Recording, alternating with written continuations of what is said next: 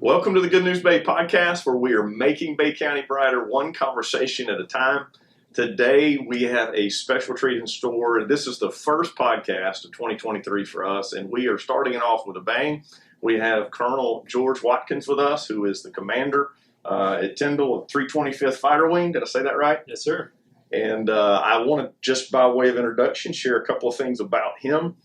He has been the commander of the base here now for a little over 6 months, I believe. Came back in July. As such, you are in the middle of a big transition, but you are the right man for the job. And so before I let him speak, let me just tell you, he comes highly recommended, but also with lots of experience. He has flown the planes that are being brought in here.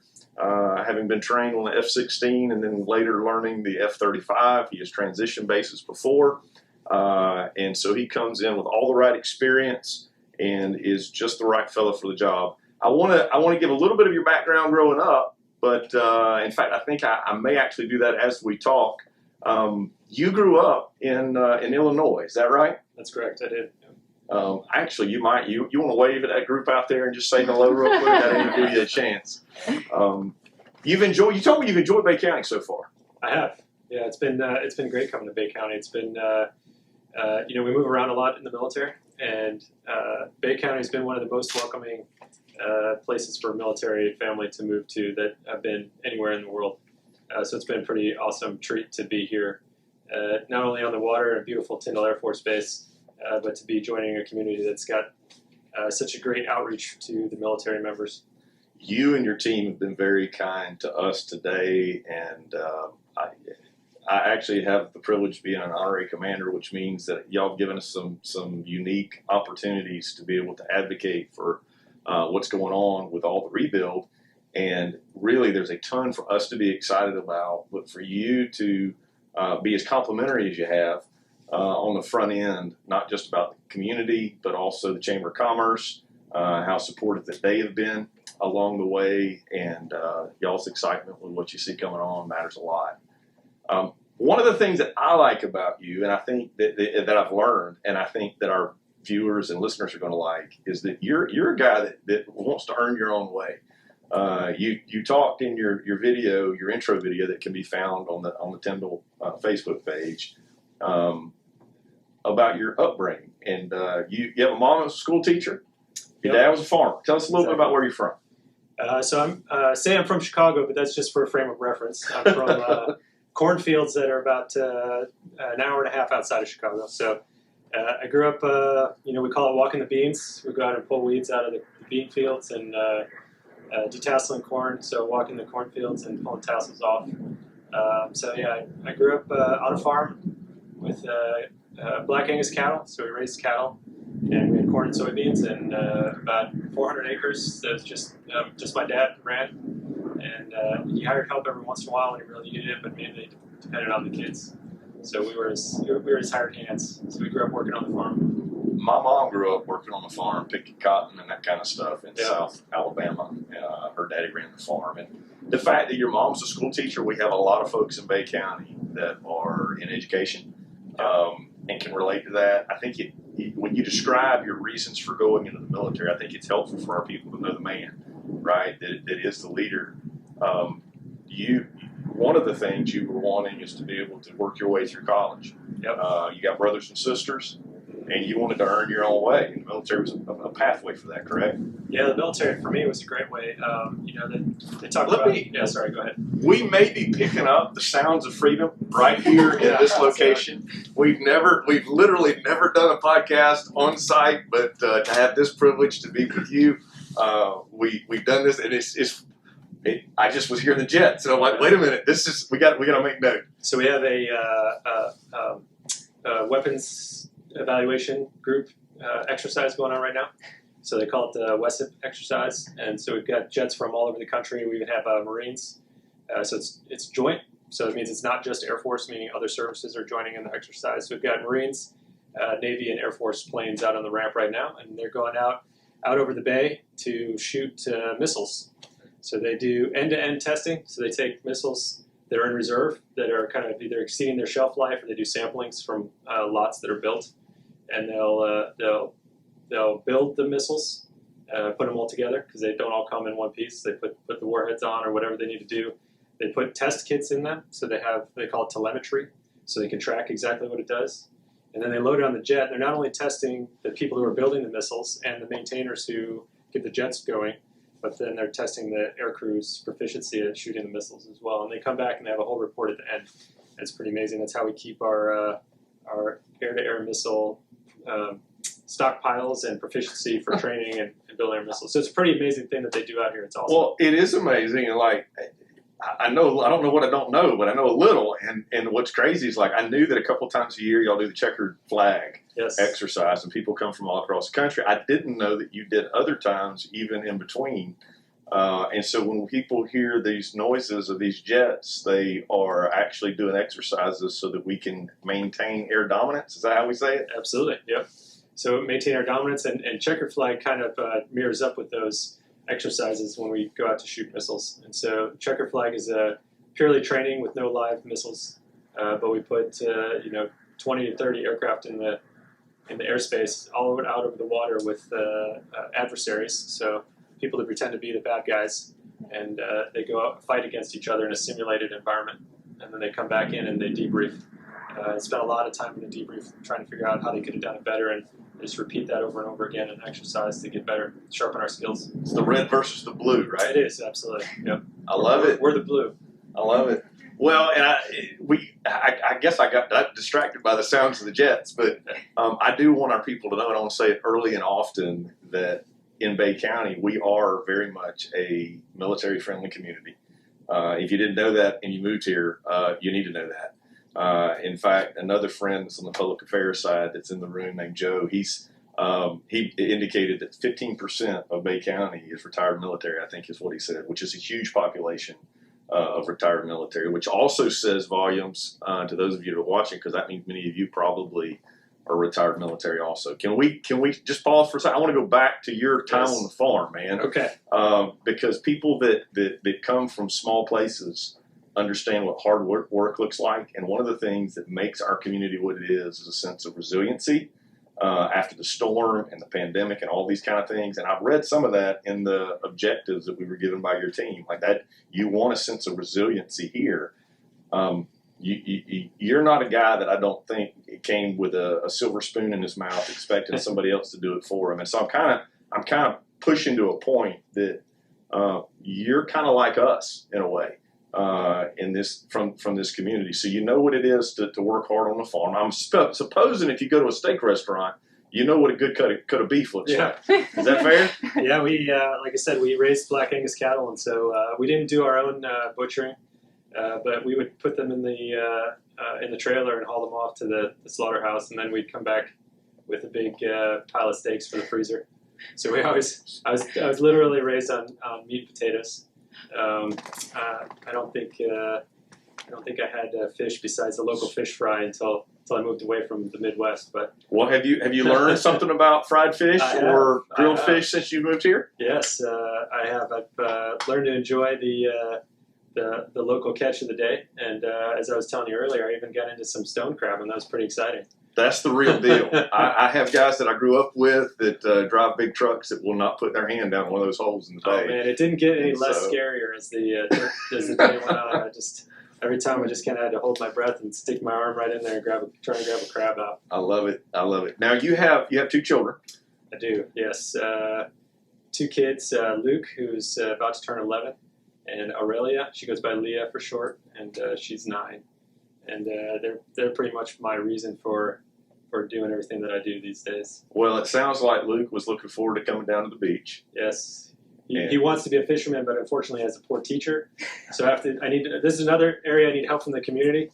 Listen. And, I've already had some good offers, and we've been out on the water a few times, but my son really wants to learn how to fish. In the time that you're here, you really need to take advantage of those opportunities. It's a world-class fishery here, and it's beautiful. Sunsets are pretty amazing, too, by the way. Awesome. So your daughter's in gymnastics. Yes, sir. Your wife works. Yep. My wife, Dominica? My wife, Dominica. Yeah, we met. Oh man, she's got a long story. The short version is she was in Italy. She's an Italian American, So she was born in Philadelphia, but she ended up working as a contractor on base in our Air Force Base in Italy. And I was stationed there as a young captain in the F-16. And that's where we ended up meeting. And so that was in 2004. And we got married a few years after that, and then had Luke our second time. So we got re-stationed back in Italy, which was pretty nice. And so Luke was born there, and we left when he was 6 months old. And then we moved to Montgomery, Alabama. What a change. Yeah, Utah, Salt Lake City. Spent some time in Northern Virginia, so D.C., and then out to Arizona to an Air Force Base in Phoenix. And then we moved out here. So kids have been on the move a lot as well. Relative to your experience, you're a pilot naturally, right? Yes, sir. And so you trained early on the F-16s and then made the transition to the F-35s. Right. How many people have been able to lead a base from that transition to start a like an F-35 squadron? I'm assuming not many, which is why I'm asking you what I think is a leading question. Yeah, so it's been a really unique career path that I've been fortunate to find myself on. Kind of in the right place, the right time, with the right experience has kind of led me down a path. I was at Hill Air Force Base in Utah when we transitioned to the F-35 from F-16s. And so I got to command a squadron that was the first combat squadron of F-35s. And so we started F-35s just down the street here at Eglin with the initial cadre, the first instructors in the F-35. And they were the instructors who were going to train all the other instructors. In fact, when I transitioned from the F-16 to the F-35, I came here down the street to Eglin to train how to fly the F-35.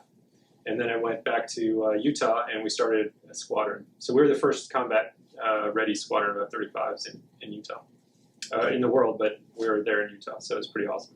I think the phrase that I want to use is "been there, done that," relative to taking a base that's got a different purpose, and that we have been kind of a maintenance squadron relative in a training space for F-22s, Yes. and now we're transitioning to F-35s. Is that correct? Yes, and so I had a little bit of background in training as well. So I spent the last couple of years doing the formal training for F-35 and F-16 pilots at Luke Air Force Base. Okay. And so while I was there, I got to continue to fly the F-35. So I got to be an instructor pilot in F-35 and stay qualified in that. And so coming here, I feel like I have a really good handle on the formal training that the F-22 team is doing. They've got a really hard job of training our best and brightest young lieutenants and some captains how to fly the F-22 and how to learn how to be air dominance in the Raptor. And then they go off to their combat units from there. So one of my objectives is to finish strong with that mission. We're moving it to Langley Air Force Base, to the 1st Fighter Wing. They're going to consolidate. They have a combat squadron of F-22s there. They're going to consolidate and also do the training of F-22 pilots. So we're moving all of our jets and some of our trainers and instructors up there. So I'm really excited about that mission. I'm really proud that we're doing that. But we are in a big year this year. So calendar year 2023 is going to be huge for Tyndall Air Force Base, not only because all the construction that you see outside, which is also big, and we can talk about that in a minute, but we are, like you said, we're fundamentally changing our mission. So instead of training individuals to go out to their combat units, we're going to be the combat unit here. So we're going to start 3 squadrons of F-35s that will all be combat ready, and all the support units that go with them. So we call it now the maintenance squadron is now the fighter generation squadron. Okay. And that's teamed up every time with a fighter squadron. So a fighter squadron, that's the pilots and the support crews, everyone that helps train and keep them ready. And then the maintainers is the fighter generation squadron. So the maintainers and the pilots will all kind of be together, standing up this new mission. One of the things that I wanted to point out for us lay people that are not as familiar, I was shocked when we took the tour. Like, we got to do a tour of the F-35, and but we also saw all these other folks. Not just it's not just the pilot. No, I it's mean, not they get just a lot the of pilot. the Yeah. Is it like it Top Gun makes it look like it's all about the They pilot, do right? make it look like it's all about. But hey, listen, the pilot that jumps on it's pretty impressive, the whole deal. But how many guys and gals does it take? How many airmen does it take to make it so one pilot can fly? Isn't it like 20 or 30? So just counting maintainers, we have a ratio that we talk about per plane. It's about 15 maintainers per plane that we have. But all in all, with all the support, it's more like 30 folks per plane. And that's for one pilot for that plane. And we are going to get 78 F-35s here at Tyndall. Okay. So that's 3 fighter squadrons worth of F-35s. It's a lot of jets. It's going to be a huge difference from what you see today, even from the exercises where we've got about 30 aircraft out there Right. from all over. We're going to have 78 aircraft on the ramp. It's going to be huge. Now I've got really friendly listeners, but some of them are a hard sell. Okay, All right. so I know that we're way down numbers wise from where we were before Hurricane Michael. Is Yep. this going to be a bigger volume than we've ever seen on this base, personnel wise? Do we know? We're going to have a little bit more than we did before Michael. Yep. Okay. So we're going to have more units based here with the 3 fighter generation squadrons and the 3 fighter squadrons coming online.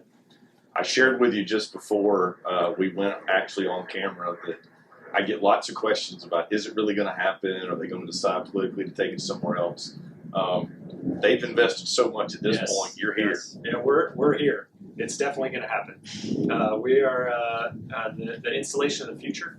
So we've got a lot of initiatives going on the base here as we rebuild.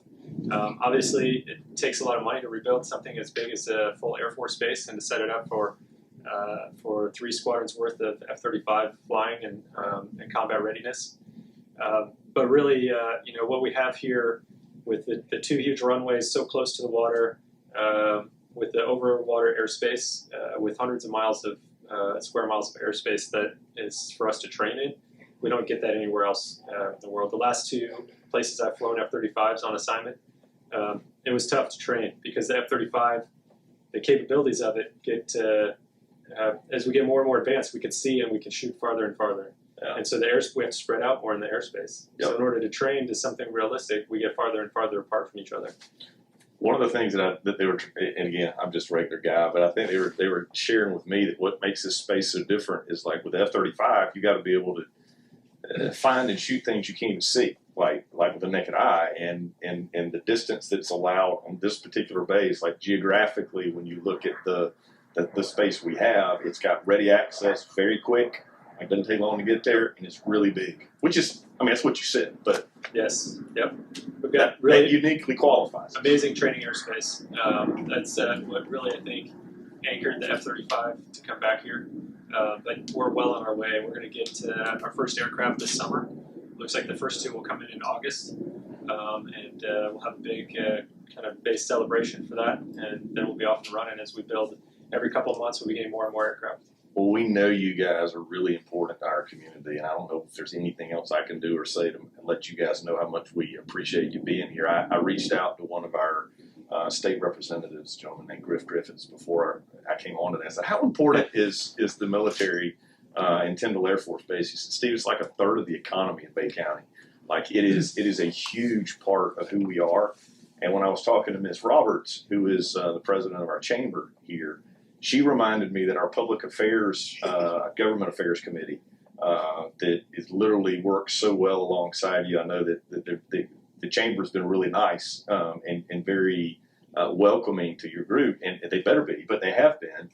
And that was put in place in like 1940 something. So, y'all are a huge part of our history, but what's beautiful is clearly you're going to be a huge part of our future too. Yeah, I'm so excited to be here. I'm excited for the community, and I think I was telling you off camera earlier that the Chamber of Commerce here has been really amazing. They've been welcoming, and it almost puts me to shame when they call me up and say, "Hey, we want to make sure that we're welcoming Team Tyndall and the 325th Fighter Wing." Y'all are awesome, so thank you for all that. Well, you're so welcome. Listen, I'm just picking up signals. Like when I read the story and have kind of been listening, we kind of went into really what the mission is in large part. Everything revolves around the mission, and that's probably the fanfare part. Like when we look at it outwardly, and it makes our patriotic blood flow really strong, which is great. But you strike me as a player's coach, if you will. And the reason I say that is because you're all about the mission. but in your list of priorities, you're also about the airmen that are here and helping them have a good experience when they come. And I think that's something that people should know about you. But it also is reflected in the plans, I think, of what's being built. There's a child care center that's being built, and that matters because it reflects the rest of the family unit that's coming, right?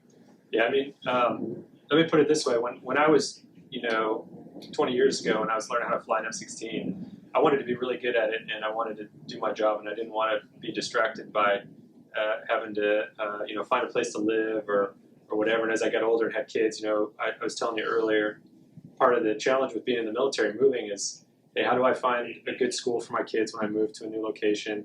How do I find the right sports teams or music lessons or whatever hobbies or scouting or whatever that my kids are into?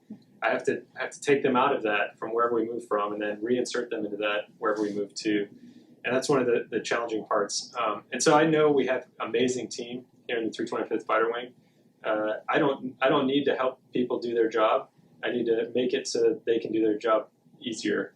And so part of my goal and my leadership team's goal is to reach out to the community and to get what resources we can from our higher headquarters as we rebuild the base and make it into the installation of the future so that our airmen can enjoy coming to work and so they don't have to stress out about where their kid's going to get childcare at and all that. So you're absolutely right. One of the first things we're opening here in the next few months is going to be a 305 child capacity child care center.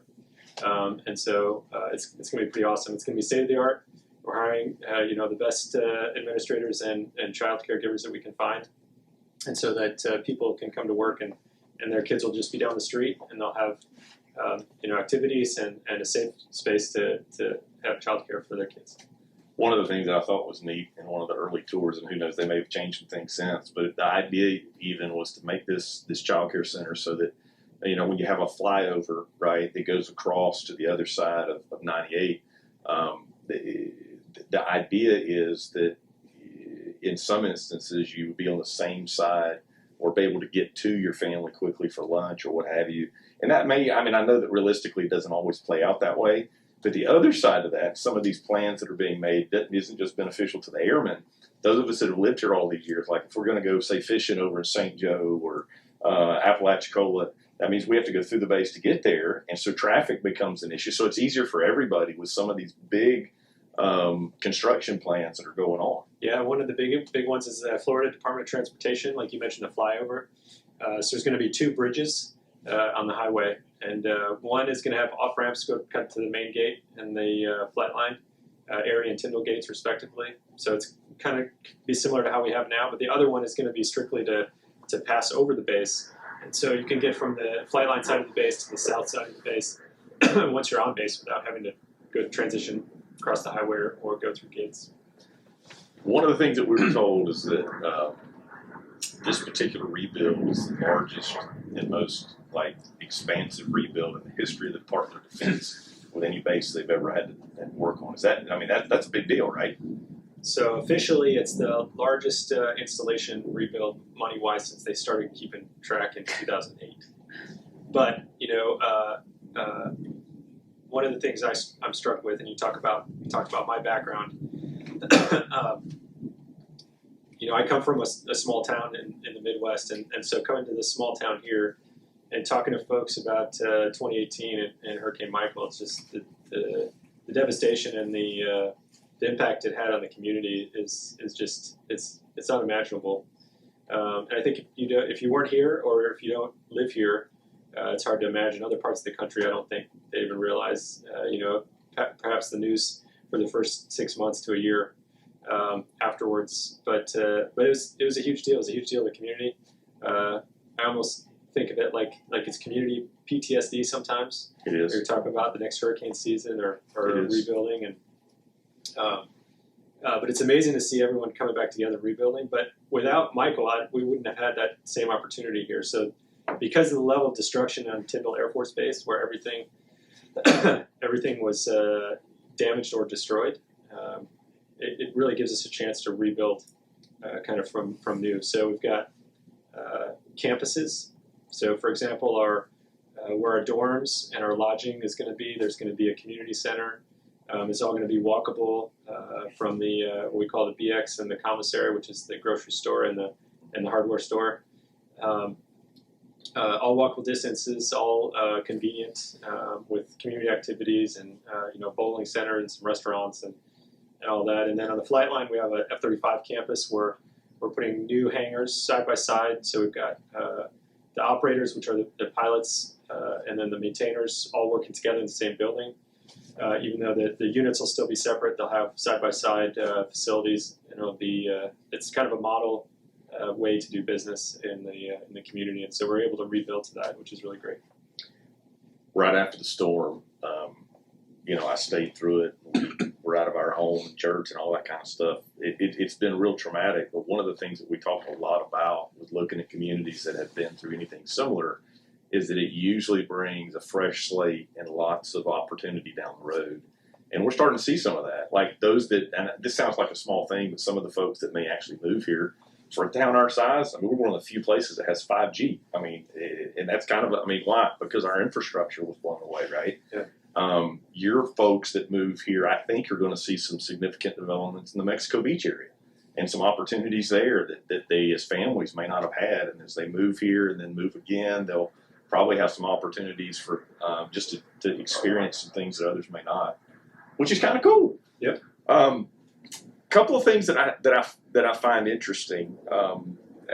One is I'm a leadership guy at this point in my life, right? And so I love leadership wherever I find it, whether it's college football or it's with military. And we got to do a tour a little while back in December.